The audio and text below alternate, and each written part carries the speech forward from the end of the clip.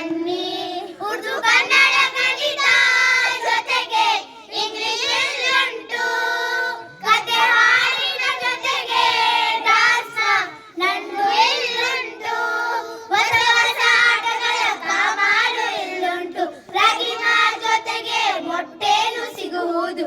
ಬನ್ನಿರಿ ಮಕ್ಕಳೇ ಬನ್ನಿ, ಸರ್ಕಾರಿ ಶಾಲೆಗೆ ನೀವು ಬನ್ನಿ.